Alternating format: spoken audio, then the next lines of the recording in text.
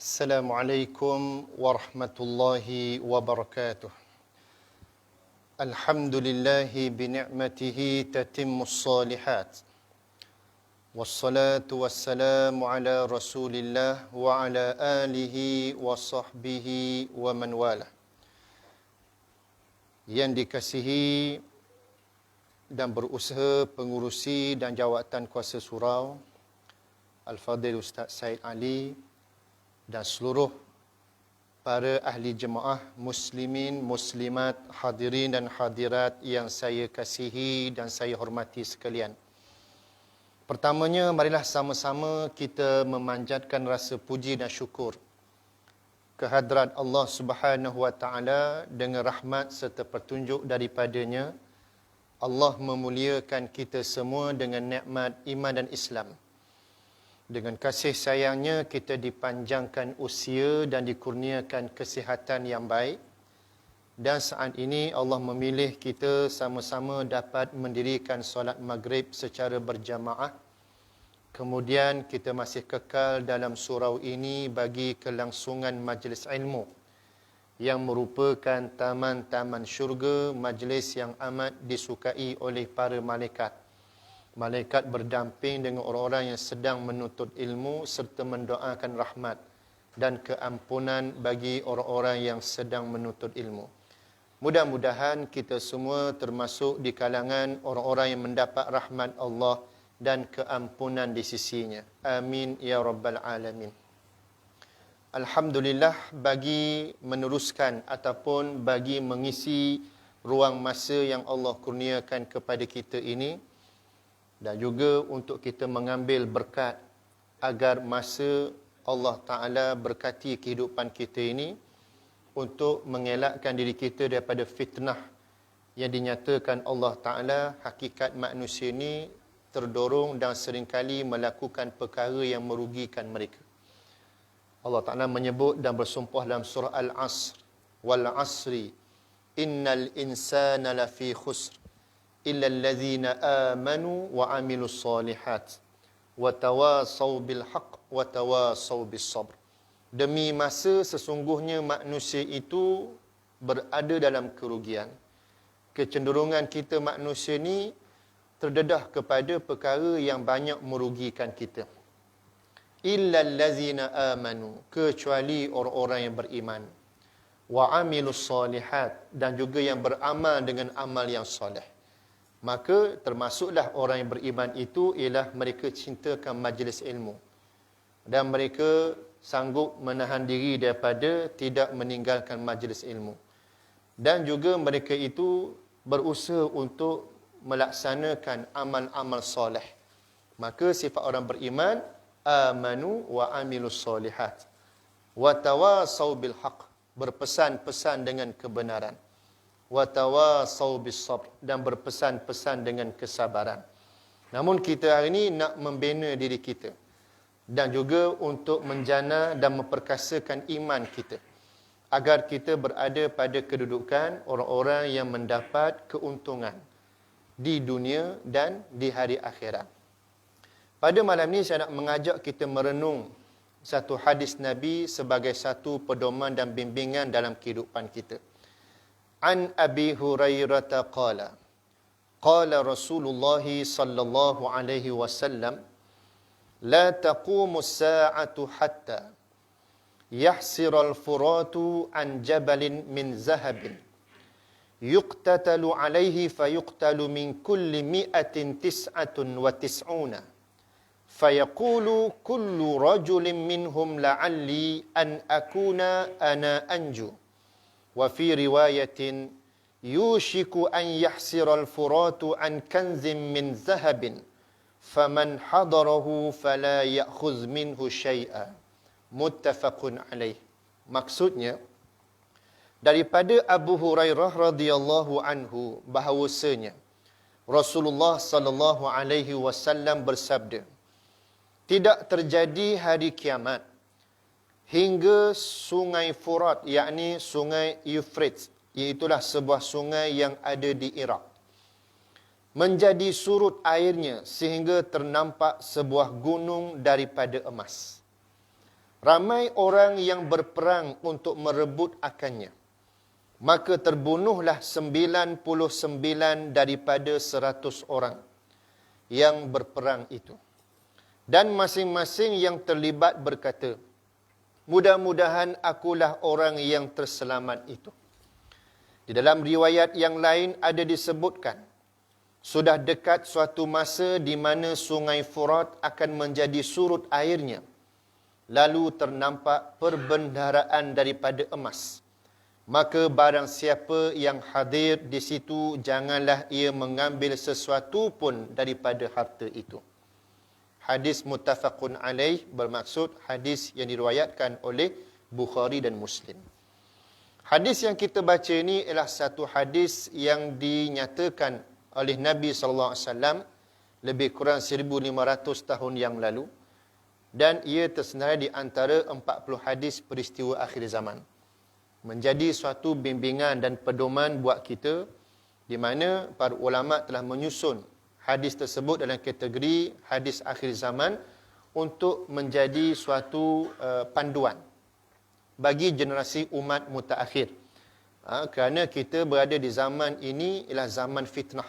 Zaman yang penuh dengan ujian keimanan.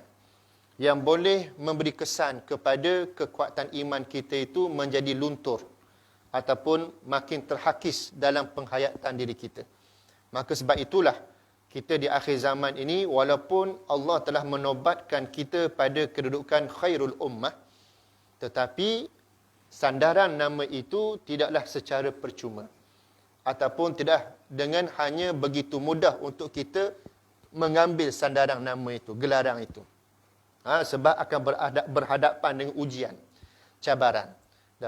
Sesiapa sekalipun bila bergelar sebagai orang yang terhebat, maka mesti ada ujian-ujian yang dia akan hadapi. Ketua, pemimpin pun sama. Bila bergelar pemimpin ni ibarat number one lah, orang nombor satu dalam negara contoh. Pasti dia akan berhadapan dengan ujian-ujian yang boleh menggugat kedudukan dan kestabilannya. Maka begitulah kita di akhir zaman, Allah menaubatkan kita ini dengan gelaran khairul ummah. Sebaik-baik umat. Namun takkan secara percuma digelar sebagai sebaik-baik umat tanpa ada susulan ujian dia. Maka ujian-ujian itulah dinamakan ujian keimanan.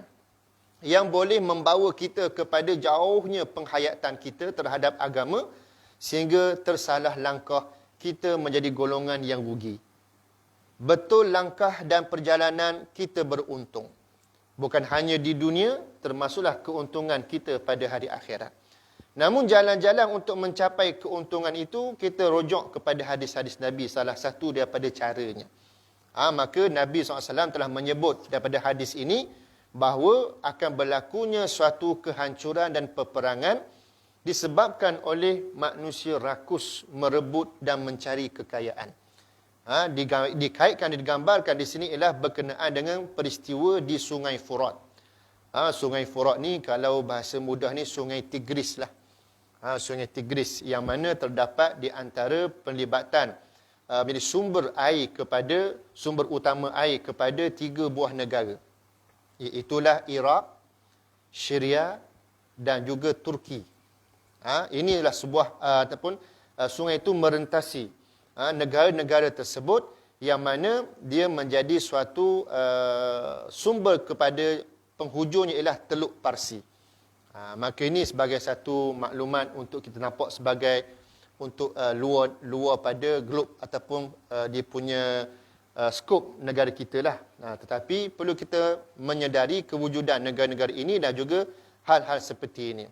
Namun Sungai Furat ni kita sedia maklum sebagai Sungai Tigris. Dan ia menjadi satu laluan yang penting suatu ketika, bahkan hari ini pun sama. Kalau di zaman dulu, kita pernah mendengar dalam sejarah dunia menyebut kerajaan Mesopotamia. Kerajaan Mesopotamia ni dikaitkan dengan apa? Kerajaan Babylon. Yang dipimpin oleh siapa dia? Namrud. Kerajaan Namrud suatu ketika. Namrud ni ialah satu kerajaan sebagai kuasa besar dunia. Begitu sombong dan angkuh. Kita semua sedia maklum. Nabi Ibrahim diutuskan Allah kepadanya untuk mengajaknya beriman dan juga menerima petunjuk Allah Tetapi kesombongan dan keangkuhannya membawa dirinya menolak dan menentang Nabi Ibrahim AS. Namun itulah sejarah telah membuktikan kesombongan manusia, ketakburan manusia ni tak pergi jauh. Maksudnya tidak akan bawa keuntungan pun pada dia. Walaupun dilihat sebagai nampak macam hebat, sombongnya itu, takburnya itu, seolah-olah macam tak mati. Seolah macam dialah yang the best, yang terbaik. Tapi akhirnya Allah timpakan sesuatu balasan yang membawa kepada pengajaran untuk sesiapa yang melihatnya tak kemana dengan ketakburan dan kesombongan serta keegoan manusia itu. Namrud akhirnya binasa dengan apa? Allah hinakan dia jatuh dengan tentera nyamuk sahaja. Tak. Bukan dengan tentera manusia, tentera nyamuk. Nyamuk ni sifatnya apa? Kecil, halus. Namun dengan kesombongan manusia tadi, Allah hinakan dengan nyamuk saja boleh kalah. Kalau orang Terengganu kata, kalah dengan makhluk kecil ni apa? Komang sepanak. Komang sepanak. Kalah dengan makhluk yang bernama nyamuk. Tenteranya kalah dengan gerombolan nyamuk sehingga akhirnya binasa tenteranya. Dan Namrud sendiri pun kalah disebabkan oleh Allah Ta'ala jadikan nyamuk yang berbaki itu, yang berlawan dengan tentera-tenteranya itu, sesak masuk dalam istana dia, nyamuk yang tempang, nyamuk yang cedera dah. Dalam riwayat kata apa? Masuk lubang telinga. Ada riwayat mengatakan masuk lubang hidung. Yang penting masuk dalam kepala dia tu mengganggu dia. Berong. Ring, macam kita lah. Nyamuk duduk dalam kelambu. Tengah tidur. Dah setengah tidur kita tak? Tu yang timbul pepatah tu. Disebabkan nyamuk seekor, kelambu dibakarnya. Tak? Sebab nak marah ke nyamuk. Maka Namrud pun begitu. Nyamuk seekor masuk dalam kepala dia tu, menyebabkan dia tak tidur malam, tak tenang. Akhirnya, dia pukul kepalanya sendiri. Yang ambil senjata dengan pengawal dia, dipukul kepala sendiri. Sebab apa? Nak suruh nyamuk tu keluar. Akhirnya, mati kehinaan dia. Hilang sombong. Hilang angkuhnya. Hilang takaburnya. Maka pedomannya kepada kita begitulah. Di atas dunia hari ini. Jika ada sombong, takabur, dia rasa dia hebat, dia rasa dia ada ilmu lebih, pengalaman lebih. Maka tak ke mana. Terutama zaman kita ni, zaman yang membina ke arah penyatuan ummah dan juga perpaduan ummah, nak membina kestabilan negara, nak membina keutuhan sebuah negara yang penghuninya, majoritinya orang Islam dan juga negara yang berada pada kedudukan yang strategi dan sebagainya. Tiba-tiba dalam usaha untuk membina kekuatan dan kesatuan ummah ini, ada jenis spesifik takabur. Tak? Ataupun jenis kluster lah, tersebut zaman musim Covid ni, sebut kluster, faham selalu. Ada kluster hak jenis takabur sombong. Dia rasa dia hebat, dia rasa dia walaupun kelompok yang kecil, dia rasa ni dia boleh buat apa sahaja. Dia tak ingat masa lemah dulu, ikut pauk dahan hak mana ada, boleh pijak atas dahan, kuat sikit, gagah sikit, panjang tekak-tekak rasa gagah dia ni. Tak? Contoh. Tak? Ni kiasan lah, agak faham lah maknanya. Tak? Kejar ada seorang model begini. Tak? Maknanya. Maka dia main sombong tu, kena ingat cerita Namrud ni. Tak ke mana? Tak ke mana? Maka samalah kaitan dengan tajuk kita ni juga. Bila di Iraq ni dikaitkan dengan sebuah tempat yang dahulu sejarahnya yang hebat. Tak? Dan juga Sungai Tigris ni, Sungai Furat ni ialah sebagai laluan utama suatu ketika dahulu. Bahkan hari ini pun masih dimanfaatkan dia punya kedudukan strategi sungai tersebut. Namun bagaimana Nabi mengaitkan pada hadis ini ialah disebabkan di situ, di sungai tersebut akan berlakunya ujian, digambarkan bahawa akan berlakunya suatu keadaan yang buruk. Nisbah Nabi bersabda tu 1500 tahun yang lalu, Nabi kata akan berlaku masa hadapan in future tu apa dia? Keadaan huru-hara di mana peperangan. Berlaku di Sungai Furat ni. Kenapa berlaku di Sungai Furat ini? Sebab Nabi mengaitkan apa dia? Akan berlakunya sungai itu mengering ataupun ketandusan. Kering dan akan terlihatnya gunung yang bersifat nilai yang emas. Tak? Bukan nampak gunung tu macam emas. Tak? Jangan kita salah faham. Bila kering sungai itu, nampak gunung benjau naik itu, mah belaka. Tak, bukan maksudnya begitu. Maksudnya apa? Nilaian tu macam berharga. Nilaiannya berharga. Bila sungai itu surut. Namun emas yang dimaksudkan itulah menjadikan suatu asbab kepada apa? Nabi sebut yuqtatalu alaihi. Fayuqtalu min kulli mi'atin tis'atun wa tis'una. Dengan sebab munculnya gunung yang dilihat sebagai emas yang bermanfaat dan berharga dan bernilai itu menjadikan 100 orang tertumpu untuk memanfaatkan daripadanya. Daripada 100 orang itu 99 terbunuh, seorang yang terselamat. Maknanya apa? Nabi menggambarkan 100 orang tu mana akan berlaku 100 pihak ataupun berlaku banyak kumpulan rombongan manusia yang menggilakan akan harta dan kekayaan tersebut. Namun daripada ramai-ramai tadi menjadikan akan ada orang yang berjaya satu disebabkan oleh kekuatan, kesombongannya ke, kezalimannya ke, kepandaiannya ke untuk dapatkan perkara itu ataupun mendapatkan nikmat kekayaan itu. Maka mesej daripada hadis ni apa? Nabi nak rayak disebabkan oleh khazanah harta yang bernilai tadi menjadikan ramai manusia sanggup mengejar dan mengambilnya sehingga mereka lupa akan matlamat kehidupan mereka dan mereka bertindak melampaui batas. Itu maksud dia.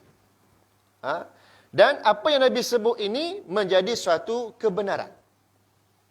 Cuba kita tengok di Sungai Furat, tempatnya dekat Iraq lah pada hari ini.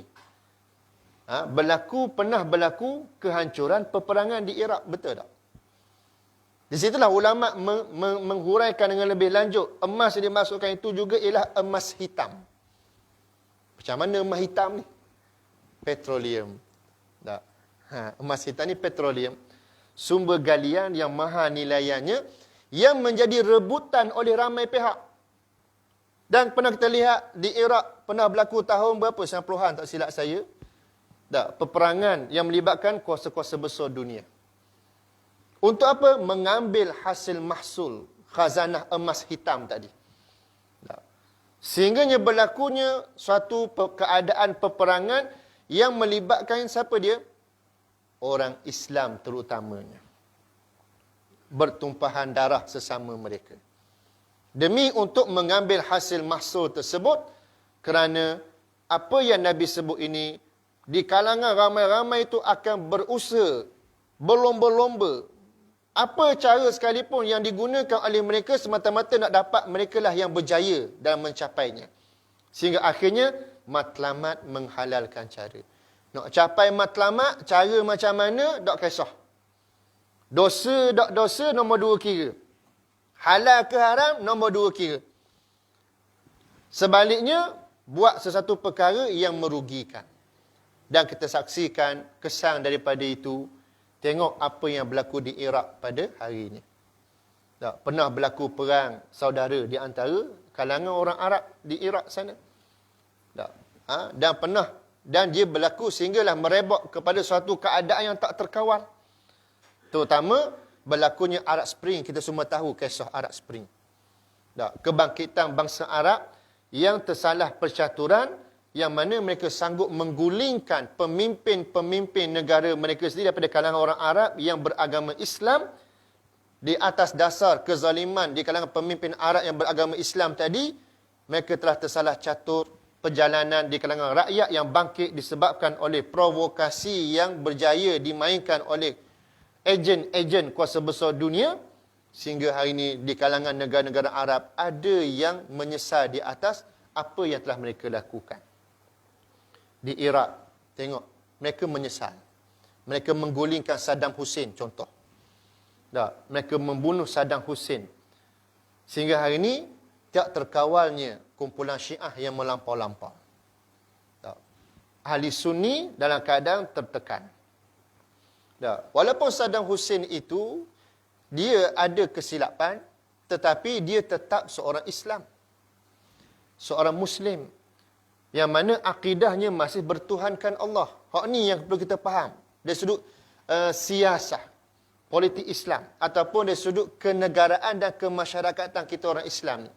Selagi mana pemimpin sebuah negara Islam itu adalah dipimpin oleh seorang pemimpin yang beragama Islam, walaupun di sana ada kelemahan akan dirinya melakukan sesuatu yang dikira melampaui batas. Mungkin korupsi, mungkin penyelewengan, ya, tetap salah perbuatan itu. Kita tak nafi. Tetapi dalam agama mengajar kita apa dia? Ad-dinun nasihah. Agama itu sifatnya orang Islam apa dia? Saling memberi nasihat, memberi peringatan, teguran. Man ra'a minkum munkaran falyughayyirhu biyadihi. Fa in lam yastati' fa bilisanihi, fa in lam yastati' fa biqalbihi, wa zalika ad'aful iman. Barang siapa di antara kamu yang melihat kemungkaran, maka hendaklah cegah dengan tangannya. Maksud dengan tangannya, dengan kuasa yang dia ada. Barang siapa yang tak mampu dengan tangannya, cegah dengan lidahnya, yakni dengan memberi nasihat. Ad-dinun nasihah qala liman lillahi wa rasulihi wa li'immatil muslimin. Ini hadis Nabi. Agama itu nasihat kepada siapa? Allah dan Rasul, dan kepada pemimpin yang dilantik daripada kalangan orang Islam sendiri. Maknanya, menjadi aulawiyat, keutamaan kita orang Islam ni ialah mesti berperanan saling nasihat, menasihati, saling tegur, menegur, perbaiki dan memperbaiki di antara satu dengan yang lain. Barulah akan mendapat suatu nikmat keadaan umat Islam itu selamat dan juga negara umat Islam itu berada pada ibaratnya kata kestabilan. Sebab di ibarat nasihat sedalaman. Tetapi malangnya apabila disalah pendekatan, sebagai contoh di Iraq tadi, termakan dengan apa dia? Provokasi oleh ejen-ejen kuasa besar dunia, sehingga mereka bangkit menggulingkan pemerintahan yang ada, kemudian lemahnya kedudukan yang ada itu menyebabkan campur tangan asing untuk apa? Mengisi tapak. Dengan mereka melantik proksi mereka ataupun wakil mereka daripada kalangan orang tempatan, tapi boleh dikontrol. Boleh dikawal oleh mereka. Kenapa saya sebut kisah ni? Sebab modus operandi kuasa besar dunia, musuh-musuh Allah yang anti negara-negara umat Islam ni, dia akan guna konsep yang sama. Contoh yang kedua, apa yang berlaku di Afghanistan. Di Afghanistan, waktu mereka sedang rancak berperang dengan Soviet ataupun kuasa besar komunis di kalangan Rusia yang ingin menguasai negara Afghanistan, yang juga ada hasil mahsul mereka, galian yang bernilai yang mereka miliki, yang boleh dimanfaatkan untuk kuasa-kuasa besar dunia bagi agenda mereka. Mereka nak ambil dan nak memanfaatkan hasil mahsul dunia tersebut. Tetapi tengok Afghanistan dengan kekuatan rakyatnya dan juga terbentuknya kumpulan-kumpulan jenis orang panggil apa? Gerila-gerila ataupun pada nisbah mereka lah para mujahidin. Yang begitu banyak kelompok mereka ini yang ada kekuatan, kelebihan masing-masing, lalu mereka melawan dalam keadaan nak menangkis kedatangan Rusia sebagai Soviet Union pada waktu itu. Tetapi bagaimana bijaksananya puak-puak yang pihak yang berlawan dengan Rusia ni, siapa dia? Amerika. Mengambil kesempatan. Dengan memancing lah kalau bahasa mudah. Ngai siapa? Puak-puak mujahidin. Dengan cara mereka memberi dana. Dengan cara mereka memberi suatu keyakinan dan nafas baru kepada para mujahidin, sehingga mereka berjaya disatukan dengan kelompok yang kuat. Dan akhirnya mereka berjaya mengundurkan Rusia daripada untuk menguasai Afghanistan. Dan disitulah kejayaan mampu membawa kepada satu hebatnya dilihat para mujahidin di Afghanistan. Tapi hanya bersifat sementara. Selepas pada itu, Amerika sebagai kuasa besar dunia yang memang ada niat buruknya untuk ambil Afghanistan, mereka melaga dan memecah belahkan pula Afghanistan itu dengan para mujahidinnya yang bersatu padu sebelum itu dengan saling ta'assub dengan kepuakan mereka. perbekalan senjata, diagih-agihkan, erti kata lain untuk apa? Ibarat berbunuhan sesama mereka sendiri. Ini merugikan kita orang Islam. Tak lain tak bukan sebab apa? Penyakit al-wahan yang diamarankan oleh Nabi SAW. Hubbud dunya wa karahiyatul maut. Walaupun bersifat mujahidin pada awalnya, tapi manusia begitulah. Kita nak beritahu bahawa selagi mana nafsu Allah jadikan sebagai elemen yang ada dalam diri kita manusia ini, dia akan menjadi ujian ke atas kita sebab platform syaitan untuk mengusik nafsu kita dengan mengheret kita bisikan-bisikan yang membawa kita menyimpang daripada jalan yang sepatutnya. Maka berbunuhanlah para mujahidin, kumpulan-kumpulan yang ada berbalahan. Akhirnya siapa yang dilihat kuat, sebagaimana digambarkan dalam hadis ini, 100 orang, 99 terkorban, 1 yang menang. Sebab di Afghanistan tadi, dalam kumpulan-kumpulan mujahidin yang ramai, tengok 1 yang akan menang. 1 yang menang inilah dia akan dapat support yang kuat daripada kuasa asing. Kemudian mereka diberi nafas ataupun diberi kejayaan seketika untuk diberi tapak menguasai negara. Namun selepas pada itu, mereka terpalit pula dengan fitnah yang baru. Dalam mujahidin ramai-ramai itu, siapa yang menang? Taliban. Bila Taliban menang menguasai Afghanistan, apa yang berlaku? Mereka cuba palikkan Taliban dengan pendekatan yang radikal, ganas, ekstrim. Mentadbir Afghanistan dengan ekstrim. Perempuan pakai niqab.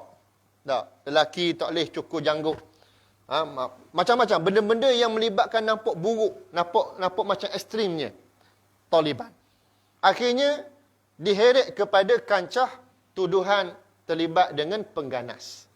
Siapa dia? Osama bin Laden. Dia dikaitkan dengan pengganas, maka menjadi alasan yang kukuh Amerika masuk sebagai polis dunia. Nampak tak percaturan dia? Masuk sebagai polis dunia, dia memerangi para pengganas.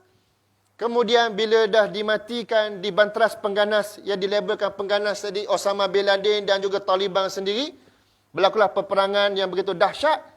Kemudian diangkat orang tempatan sebagai, dia panggil apa dia, proksi ataupun keldai tunggangan mereka. Naik Hamid Karzai.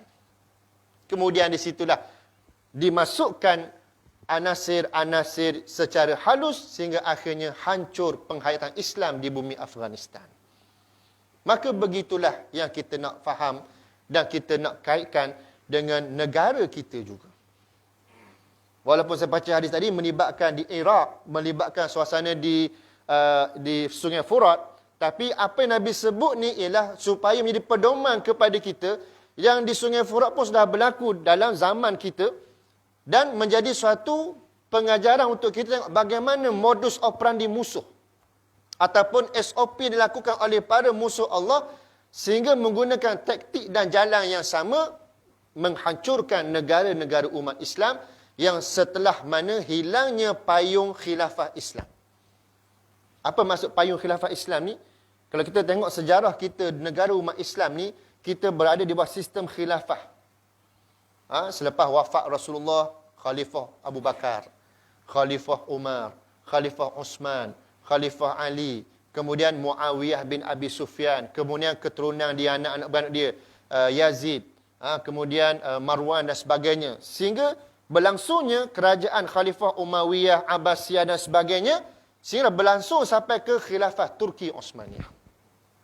Namun bila tumbangnya Turki Osmaniyah pada tahun 1924 Masihi, bermula pada situ negara-negara umat Islam berada pada ancaman yang bahaya. Bahaya macam mana? Telah diagih-agihkan macam daging korban seperti bahagian-bahagian yang telah pun disepakati. Orang Islam di Asia diberi kepada British. Orang Islam di Afrika diberi kepada Perancis. Orang Islam di Semenanjung Arab, terutama di Libya, diberi kepada Itali dan sebagainya. Diagih-agihkan sehingga apa? Mereka tidak ada kekuatan. Sebab mereka salah letak sempadan. Timbulnya pasport masing-masing. Timbulnya cara pemerintahan masing-masing. Timbulnya dengan cara pendekatan masing-masing. Akhirnya orang Islam tidak bersatu padu. Kalau di bawah satu sistem khilafah, bawah satu payung, dia berlaku pemusatan. Arahan daripada atas turun ke bawah, maka akan berlaku penyelarasan. Perjalanan negara umat Islam. Tapi bila negara umat Islam masing-masing, di bawah pemerintahan masing-masing, maka hak ni pesen gini, hak ni pesen gini. Akhir sekali, pesen-pesen dimaksudkan itu apa? Bila dah pemimpin-pemimpin yang dilantik dalam negara umat Islam itu yang sudah menjadi proksi kepada para kuasa besar dunia. Maka mereka terapkan agenda mereka. Hak ni pemimpin Islam sekular. Hak ni pemimpin Islam liberal. Hak ni pemimpin Islam kapitalis. Hak ni pemimpin Islam komunis. Dah nak sepakat macam mana? Ideologi yang berbeza, pemikiran yang berbeza. Bila pemikiran berbeza itulah yang menjadikan masyarakat umat Islam dan negara umat Islam dinamakan belenggu asabiyah. Belenggu kepuakan. Mendabik dada dengan cara mereka masing-masing. Tak jumpa, carilah kat mana persamaan. Itu yang merugikan. Sedangkan kita sudah ada sistem kehidupan yang lengkap dah. Terutamanya Allah wajibkan kita solat. Negara umat Islam mana yang tak solat? Solat, dilihat solat. Sepatutnya mereka faham dan kita juga faham dalam negara kita hari ini. Kita dipegang ataupun diikat oleh Allah dengan hablum minallah melalui apa dia? Kefarduan solat. Dalam solat kita melafazkan kalimah yang sama, takbir yang sama, bacaan solat yang sama, qiblat yang sama. Cuba kita perhatikan selepas solat apa yang berlaku. Di luar solat kita tengok tak sama sebagaimana kita lafazkan dalam solat. Maksud tak sama tu apa dia? Kesatuan kita. Dari sudut solat, kesatuan kita apa? Bila imam rokok, kita rokok. Imam sujud, kita sujud. Imam membaca bacaan-bacaan dalam sembahyang, kita juga membaca bacaan-bacaan yang sembahyang yang sama. Zikir-zikir tasbih yang sama, kecuali surah-surah lah. Al-Quran akan berbeza masing-masing bila mana dalam keadaan sir. Tapi dalam keadaan jahar, maghrib, isyak, subuh ni, maknanya akan ikut dan follow imam. Imam baca apa, kita follow je lah. Tak, maknanya. Namun, di luar solat, tiba-tiba kita berbeza perjalanan hidup. Sepatutnya kita samalah. Maksud sama apa? Seia sekata mentaati apa yang Allah perintahkan, meninggalkan apa yang dilarang oleh Allah. Itu maksud dia. Allah kata halal, halal. Allah kata haram, kita haramkan. Allah Ta'ala suruh kita sama-sama perkasakan kekuatan umat Islam, kita perkasakan. Ni tak dilihat semayang juga. Tapi bila sedang proses wa'tasimu bihablillahi jami'an wa la tafarraqu, berpegang teguhlah kamu dengan tali Allah, jangan kamu bercerai-berai. Ada juga masih kelihatan orang Islam yang dilihat solat, dalam solatnya, di luar solatnya, dia menyeru kepada perpecahan. Tak bolehlah. Itu mesejnya nak kebal. Supaya kita sedar dan faham. Merugikan kita. Itu yang kita tak bangun-bangun dengan sistem khilafah yang sudah hancur dan roboh pada tahun 1924 Masihi itu. Sepatutnya kita kena perkasakan balik dengan membina semula sistem khilafah. Umat Islam mesti bernaung di bawah satu sistem tersebut. Barulah kita akan ada kekuatan dan menjiwai apa yang diisytiharkan Allah sebagai wa kadzalika ja'alnakum ummatan wasatan litakunu syuhada'a 'alan nas. Ayat 143 surah Al-Baqarah. Allah kata, dan demikianlah kamu sebagai umat Muhammad sallallahu alaihi wasallam ummatan wasata, umat pertengahan. Maksudnya ialah umat yang muncul di tengah-tengah tamadun manusia yang rosak ini, tampil dengan nilai Al-Quran dan Sunnah diamalkan dalam kehidupan, jadi persaksian yang menyaksikan kita dengan nilai tersebut, lalu masing-masing akan tertarik dan terpanggil nak ambil Islam sebagai acuan kehidupan. Sebagaimana ayat ini Allah puji khususnya kepada generasi awal umat Islam di zaman Nabi SAW, bila Nabi berjaya membina sebuah negara Islam Madinah, lalu berjaya membuka kota Mekah dan berjaya mengislamkan seluruh semenanjung Arab dan menjadi satu persaksian kepada dunia menyaksikan hebatnya hidup berteraskan kepada acuan Islam dalam kehidupan. Namun itu yang menjadi tuntutan kepada kita. Kalau kita muhasabah balik, kita hari ini lari dan jauh tersasar daripada matlamat hidup kita. Apa matlamat hidup kita? Yang pernah saya hurai sebelum ini, mari sekali buat sebelum ini. Yang pertama, kita adalah sebagai hamba kepada Allah. Yang kedua, kita adalah sebagai khalifah Allah. Yang ketiga, kita adalah golongan yang menunaikan amanah Allah. Dengan kita menterjemahkan nilai pengabdian kita sebagai hamba Allah, jangan kita faham hanya peranan kita untuk sembahyang, puasa, zakat, haji saja. Hak tu tak dipertikaikan, itu ibadah khususiyah masing-masing setiap individu kena buat. Tapi kalau kita ada yang tak jelas dan tak faham dan mengabaikan tanggungjawab ibadah umum yang merangkumi hidup kita secara bermasyarakat dan bernegara. Bermasyarakat dan bernegara ada kaitan dosa dan pahala, tuan-tuan dan puan-puan. Sebab tu Nabi ajar kita ada kaedah hidup berjiran, hak orang Islam kepada orang Islam yang lain. Ada hadis khusus. Dalam hadis disebut 5, ada hadis sebut 6 hak orang Islam kepada orang Islam yang lain. Dah. Salah satunya antaranya tidak boleh menyakiti saudara Islam yang lain dan tak boleh biarkan saudara Islam yang lain dianiaya oleh orang yang lain. Bila sakit kena ziarah mereka, bila dijemput walimah hadir untuk meraihkan jemputan walimah. Bila bersin disebut alhamdulillah, kita balas yarhamkallah. Maknanya itu antara Nabi ajar detail satu persatu hak kita orang Islam dengan orang Islam. Bila berlaku kematian, menziarahi kematian dan menyusuli mereka sampai ke tempat pengkebumian. Itu antara kandungan hak orang Islam dengan hak orang Islam yang lain. Maknanya, itu merangkumi ibadah yang melibatkan umum kita dalam hidup bermasyarakat dan bernegara. Termasuklah bagaimana kita nak jaga kedaulatan negara yang kita letakkan Islam sebagai agama persekutuan ini, maka kita juga ada kaitan kewajipan kita cakna dan prihatin akan perjalanannya.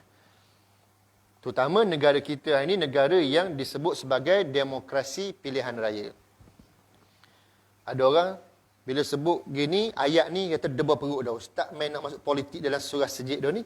Tak. Tuan-tuan dan puan-puan kena buka minda. Politik kepartian, ya. Itu orang kata apa? Melampau. Politik Islam mengajar kita konsep. Perjalanan yang mengikut laluan yang diberkati dan dirahmati Allah. Dia kena faham situ. Tak. Nak cakap dalam bab gini, nak cakap bab mana lagi untuk kita nak dapat berkat hidup bermasyarakat. Kenapa kita sebut perkara ni? Sebab bila kita abaikan tanggungjawab ni, sebenarnya berlakunya ancaman dan kemurkaan Allah kepada kita. Tuan-tuan dan puan-puan sedar tak? Hari ini kita sedang dilanda COVID-19 yang berpanjangan, yang tak berkesudahan. Jangan nampak ia sebagai satu wabak penyakit berjangkit. Itu hanya nama. Di sebalik datangnya wabak penyakit ini ialah Allah nak beritahu kepada kita, Allah sedang murka kepada kita. Allah sedang marah kepada kita.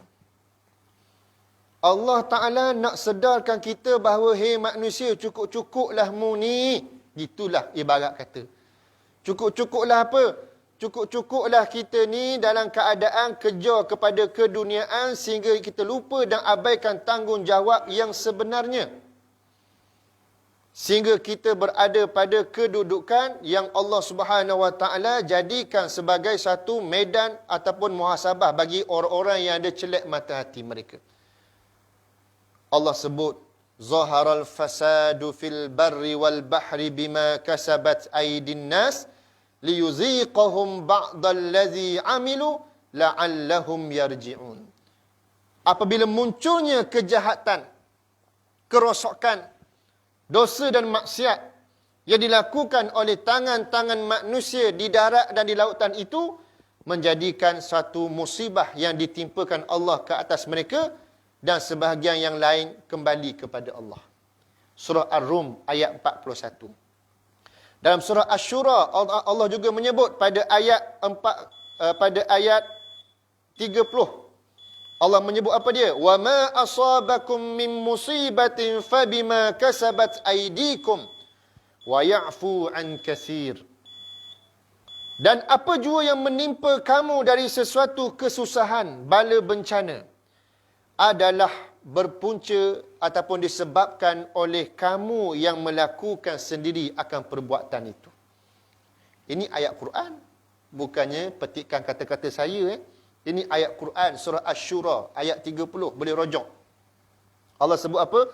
Apa-apa musibah. Wa ma asabakum min musibatin. Apa-apa sesuatu yang tertimpa ke atas kamu, yang dinamakan musibah tadi, bala bencana ataupun kesulitan tadi, adalah berpunca daripada kamu sendiri.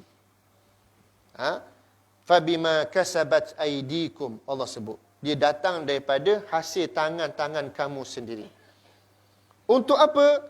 Untuk Allah jadikan laluan mencapai kemaafan daripada Allah. Maknanya kita sedang rakus buat benda tak molek, buat kesilapan, Allah buat mari musibah ni, Allah nak hapuskan dosa-dosa kita dengan apa? Mari timbul keinsafan. Kita mari takut, Allah rupanya ada kuasa lebih hebat selama ni. Selama ni ada kadang kita takut pada makhluk, takut pada manusia, tak berani nak sebut benda betul. Tak berani nak tegur kesalahan, tak berani nak cegah mungkar, tak berani nak mencegah maksiat. Sebab apa? Takut pada makhluk. Sepatutnya yang perlu ditakuti Allah. Allah kata zina itu haram, arak itu haram, judi itu haram. Tiba-tiba berleluasa perkara-perkara itu. Allah kata riba itu haram, berleluasa riba. Allah kata rasuah itu haram, berleluasa rasuah. Allah kata zalim itu haram, menindas itu haram, berleluasa kezaliman dan penindasan. Maka bila Allah dah timbul kemurkaannya, Allah datangkan kesulitan demi kesulitan supaya kita perik dan sedar. Ambil perjalanan dan keinsafan. Itu maksud dia. Tak lain puncanya merebut kekayaan tadilah. Gambaran di Sungai Furat tadi, 100 pihak yang nak dapatkan kekayaan tadi, terkorban 99, menang yang satu, yang dilihat sebagai paling zoling, paling jahat, dia lah yang menang pada waktu itu. Macam hari ni lah. Tengah molek-molek nak bina kekuatan, pok-pok penjenayah membina kesatuan mereka, nak mengangkat penjenayah sebagai ketua pula. Senang. Biar faham selalu dalam negara kita. Itulah yang berlaku hari ini. Kita bimbang apa? Bila Allah datangkan kemurkaan ini, kita dah ambil perjalanan, dah sedar ke diri lagi, takut-takut mari yang paling berat. Wal-iyazubillah. Ini tak jauh. Setara pandemik ni, kita nak atasi ni pun susah. Dan dilihat sebagai, walaupun kesulitan pun, kita masih boleh bergerak, makan, minum, beraktiviti lagi. Kalau kena macam pertempuran, peperangan seperti yang berlaku di Syria, kalau pergi dekat Syria tu, subhanallah. Saya pernah berada di tahun 2007. Memang nikmat Syria ni, negara yang orang kata apa, seronok lah. Tak. Ustaz Syed Syria ada tak? Bukan? Tak. Jordan tak? Tak. Masa pergi tu, masa berada di sana tu, Masya Allah, tanamannya subur, hasil mahsulnya, berasa macam berkat. Sebab bumi ulama' ramai. Bila hak berlaku sebalik lepas peperangan yang besar ni, bila tengok suasana tu, ya Allah, berbeza sangat-sangat. Dengan bangunan yang runtuh di bomnya, dengan sumber hasil rezekinya dah terhalang dan sebagainya. Adakah kita mahu negara kita berada pada situasi tersebut? Maka sebab itulah kita sebut perkara-perkara ni supaya kita bermuhasabah dan membina kekuatan umat Islam dan kesatuan umat Islam. Kita tolak sebarang seruan-seruan kepuakan asabiyah. Kita kembali kepada kalimah La ilaha illallah Muhammadur Rasulullah yang menjadikan pertalian persaudaraan sama kita umat Islam. Tak kira apa warna kulit, apa latar belakang keturunan kita, apa pangkat kita, apalah ideologi pemikiran kita, apalah fahaman politik kita, kita ikat diri kita kepada La ilaha illallah Muhammadur Rasulullah, bina kesatuan semula. Bina kekuatan umat Islam semula. barulah akan datangnya rahmat Allah menaungi kehidupan kita. Ni bersyukur sangat-sangat sebab agung bijaksana buat keputusan darurat. Kalau tak buat darurat ni, saya rasa orang politik yang gila meroyang ni tak senang duduk. Dia akan upir juga, cari juga jalan nak suruh dia ambil topok tu. Terutama orang kata mu ni PM tepi dak reti-reti. Nak PM tengah juga. Ni masalah. Tak. Sorry to say lah, minta maaf saya sebut perkara ni. Tak. Sebab nafsu kita sedar. Kita dah bukan zaman dulu dah. Ni maklumat di hujung jari, minda kena terbuka. Dulu kita tertutup maklumat. Sekarang dah maklumat terbuka. Kita orang Islam kena bijaksana, jangan jatuh ke dalam lubang kali yang kedua. Jangan dipatuk kali yang kedua. Kita orang Islam kena bina semula kekuatan dan kesatuan umat. Tolaklah sebarang bentuk pegangan asabiyah, kepuakan, kembali kepada kalimah yang satu, la ilaha illallah Muhammadur Rasulullah. Saya yakin Allah akan merahmati kita, Allah akan memberkati kita, dan kita hidup selamat dan sejahtera sehinggalah sampai ke anak cucu cicit cuit kita, dan sehinggalah kita menemui Allah Subhanahu wa taala. Barulah kita akan dapat rasa nikmat hidup ini dirahmati dan diberkati. Maka itulah sedikit perkongsian. Mudah-mudahan menjadi medan muhasabah bersama dan juga motivasi bersama untuk kita kembalikan semula kegemilangan umat Islam yang dahulunya terlakar yang hebat dan sejarah dan ketamadunannya, dan kita kena bina semula di zaman kita ini untuk kembalikan kegemilangan tersebut, insya-Allah. Maka anak cucu cicit kita akan melihat keindahan Islam itu dan selamatnya kita, insya-Allah. Maka kita sekadar daripada saya, mohon maaf sekiranya terkasar bahasa, kekurangan sepanjang saya menyampaikan. Tiada niat yang lain, semata-mata nak tengok umat Islam bersatu padu, umat Islam berada pada kedudukan yang hebat dan disegani dan memenuhi ayat Allah sebagai ummatan wasata yang diperintahkan Allah kepada kita semua. Wallahu alam. Aqulu qauli hadza wa astaghfirullahal azim li wa lakum. Assalamualaikum warahmatullahi wabarakatuh.